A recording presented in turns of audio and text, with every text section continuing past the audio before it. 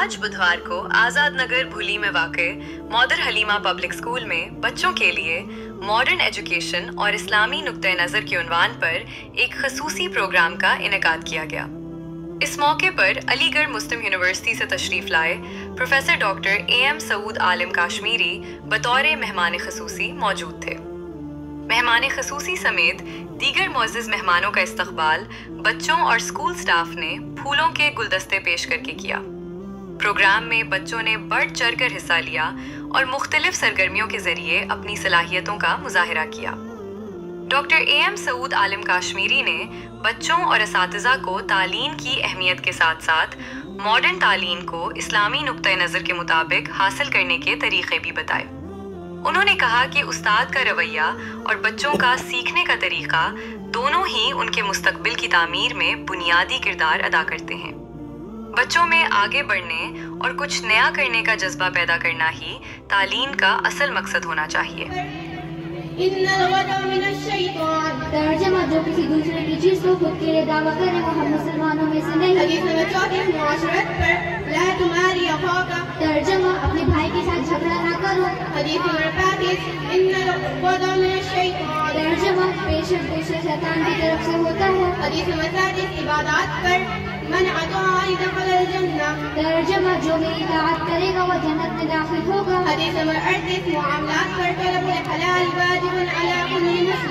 तर्जमा सबका माल को कम नहीं करता।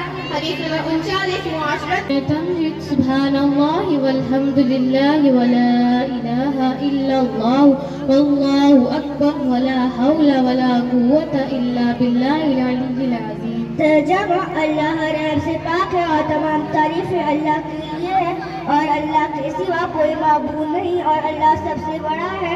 गुनाहों से बचने की ताकत और नेक काम करने की कुव्वत अल्लाह ही की तरफ से है जो बहुत बुलंद अजमत वाला है। हज़रत मोहम्मद सल्लल्लाहु अलैहि वसल्लम आप सल्लल्लाहु अलैहि वसल्लम की पैदाइश किस सन ईस्वी में हुई थी? 571 सन ईस्वी में। आप सल्लल्लाहु अलैहि वसल्लम के दादा का नाम क्या था? अब्दुल मुत्तलिब। आप सल्लल्लाहु अलैहि वसल्लम के वालिद का नाम क्या था? अब्दुल्लाह। आप सल्लल्लाहु अलैहि वसल्लम की वालिदा का नाम क्या था? आप सल्लल्लाहु अलैहि वसल्लम की वालिदा का नाम आमना था। आप सल्लल्लाहु अलैहि वसल्लम कहाँ पैदा हुए? मक्का मुकर्रमा में। जब आप सल्लल्लाहु अलैहि वसल्लम की वालिदा का इंतकाल हुआ तो आप सल्लल्लाहु अलैहि वसल्लम की उम्र कितनी थी? 6 साल। आप सल्लल्लाहु अलैहि वसल्लम पर पहली वही कहाँ नाज़िल हुई? गार हिरा में। आप सल्लल्लाहु अलैहि वसल्लम पर जब पहली मरतबा वही नाज़िल हुई तो आप सल्लल्लाहु अलैहि वसल्लम की उम्र कितनी थी? 40 साल। हज़रत खदीजा रज़ियल्लाहु अन्हा से शादी के वक्त आप सल्लल्लाहु अलैहि वसल्लम की उम्र कितनी थी? आप सल्लल्लाहु अलैहि वसल्लम की शादी के वक्त उम्र 25 साल थी। आदमी आप सल्लल्लाहु अलैहि वसल्लम को ना माने वो कैसे? जो आदमी आप सल्लल्लाहु अलैहि वसल्लम को ना माने वह काफिर है।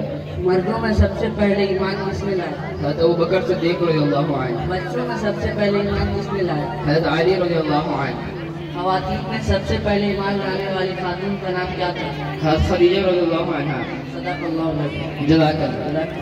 ने इरशाद फरमाया कि जो कुरान पढ़े और इसके पर अमल करे उसके वालिदैन को कल कयामत के दिन सूरज से भी ज्यादा रोशन ताज पहनाया जाएगा। तो गौर करने का मुकाम ये है कि जब वालिदैन को इस तरह भारी इनाम से नवाजा जाएगा तो खुद कुरान पढ़ने वाले का क्या मुकाम व मर्तबा होगा। दोस्तों और बुजुर्गों, तो समझिए और होशियार हो जाइए।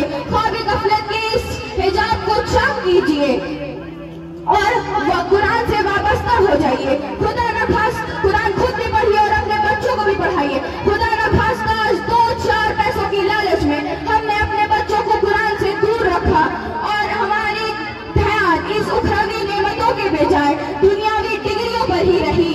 तो याद रखिए कल कयामत के दिन हमें जवाब भी देना होगा।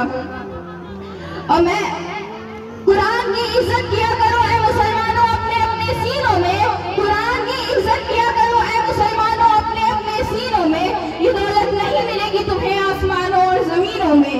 मैं अपनी बात को शेर के साथ खत्म करती हूँ कि मुसलमानों को देखो दुनिया में, मुसलमानों को देखो दुनिया में कि फरमाने मोहम्मद भूल गया, अखबार तो पढ़ना सीख गया, कुरान का पढ़ना भूल गया। वमा अलैना अल बलाग। एक सवाल है कि इंसान में और जानवर में क्या फर्क है। या इंसान में और हैवान में क्या फर्क है। तुम देखते हो कि बहुत से इंसान ऐसे हैं जो बहुत पहलवान हैं, ताकतवर हैं,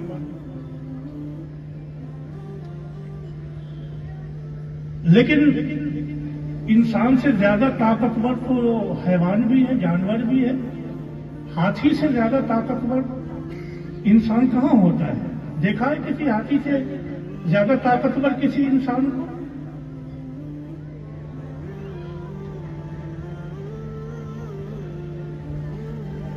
आजकल खेल का जमाना है, इंसान बहुत तेज दौड़ता है, मुकाबला करता है,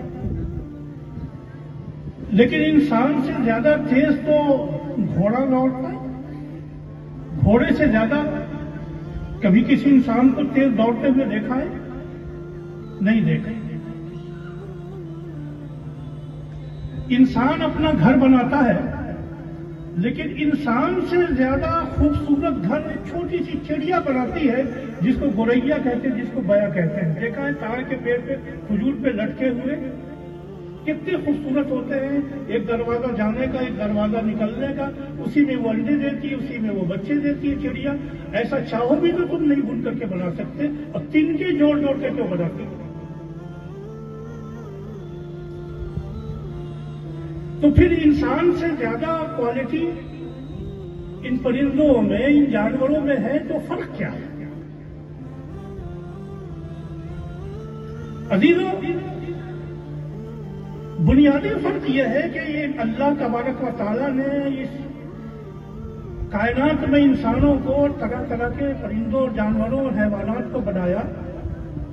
ये इंसान वाहिद मखलूक है कि अल्लाह ने उसके नेचर में, फितरत में जितनी उसको तालीम दी, उसको वो डेवलप कर सकता है, आगे बढ़ा सकता है।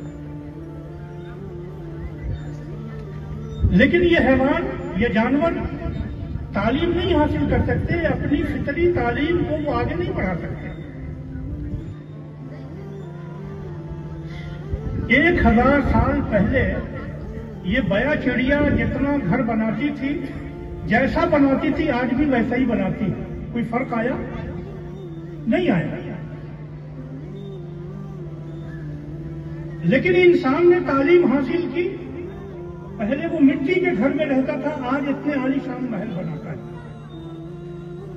उसने अपने नॉलेज को, उसने अपनी तालीम को, उसने अपनी मालूमात को डेवलप किया, और अब वो समंदरों में भी मकान बना रहा है। दो पैसे का फायदा होगा तब तुम अपने बच्चों को पढ़ाओगे, और दो पैसे का फायदा नहीं होगा तो बच्चों को नहीं पढ़ाओगे। ये इंसानियत से गिरी हुई बात है, ये इस्लाम से गिरी हुई बात है। अल्लाह के रसूल सल्लल्लाहु अलैहि वसल्लम ने फरमाया कि जिसने 3 लड़कियों की, 3 बच्चियों की, माएं सुने इस बात को खास तौर से, जिसने 3 लड़कियों की, 3 बेटियों की, 3 बच्चियों की परवरिश की, तालीम और तरबियत की, अद्दबहा फहसना तादीबा, बेहतर से बेहतर तालीम दी, जो तुम्हारे जमाने में तालीम है, बेहतर से बेहतर तालीम दी, उसके लिए जन्नत वाजिब और जहन्नम हराम है।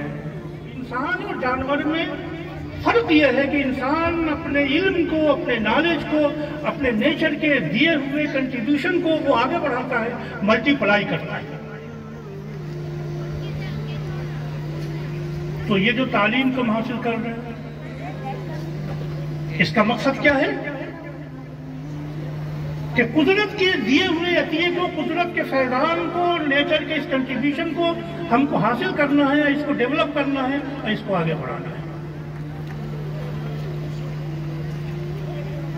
एजुकेशन की क्या तारीफ करते हैं? Education is process of learning, acquiring knowledge, skill and character.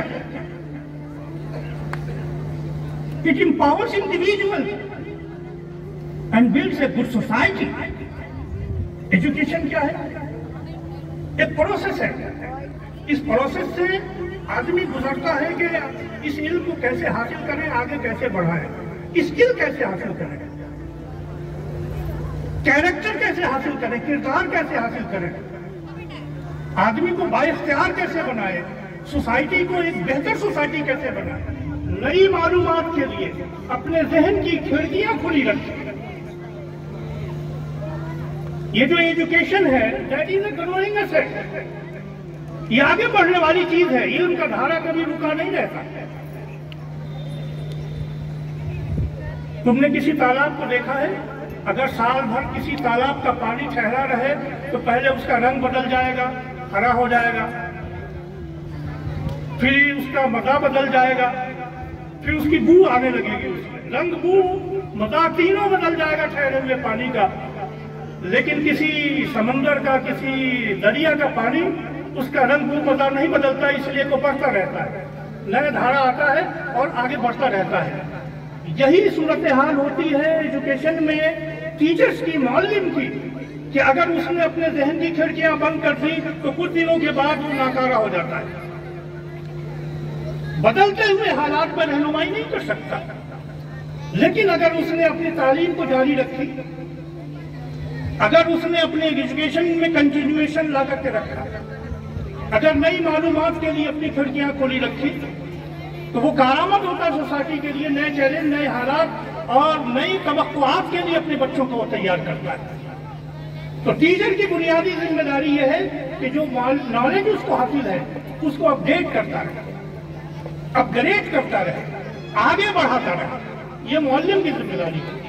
हजरत नबी पाक सल्लल्लाहु अलैहि वसल्लम ने लोगों का तज़किरा फरमाया, अच्छे अच्छे अल्फाज में नवाजा, लेकिन अशअरी कबीले का जिक्र करते हुए आपने कहा ये वो लोग हैं जो अपने पड़ोसियों को तालीम नहीं देते, मैं इनको सजा दूंगा। अशअरी कबीले के लोगों को मालूम हुआ कि हुजूर ने ऐसा फरमाया, तो आपकी खिदमत में आए, पूछा हुजूर आपने सबका अच्छा जिक्र किया और हमारा जिक्र ये किया, तो उनका क्या ये वाकया नहीं है कि तुम लोग पढ़े लिखे हो लेकिन अपने पड़ोसियों को तालीम नहीं देते? कहने का हाँ गलती हुई हमसे। तो उनका देखो 1 साल का मौका देते हैं, जाओ अपने घर वालों को पढ़ाओ, अपने पड़ोसियों को पढ़ाओ, उनको तालीम दो। अगर तालीम नहीं दोगे तो सजा दी जाएगी। ये वाहिद मज़हब है दुनिया का इस्लाम जो आखिरत में भी सजा को मुकर्रर करता है तालीम न देने पर, और आखिरी नबी है मोहम्मद सल्लल्लाहु अलैहि वसल्लम जो दुनिया में तालीम को न फैलाने पर सजा का तकर्रुर करते हैं, सजा देते हैं। कोई मजहब नहीं दुनिया में ऐसा जिसने इल्म को इतना प्रमोट किया हो जितना इस्लाम ने किया। ना हो कि ये एजुकेशन जो हमारी तालीम का जरिया है, हमारी तरक्की का जरिया है, हमारी एग्जिस्टेंस का जरिया है, हम सब कुछ छोड़ देंगे लेकिन तालीम को नहीं छोड़ेंगे। और साथ साथ जो हम में से जो लोग हैं वो दूसरों को पढ़ाने का जरिया बनेंगे, एजुकेट करेंगे अपनी कम्युनिटी को।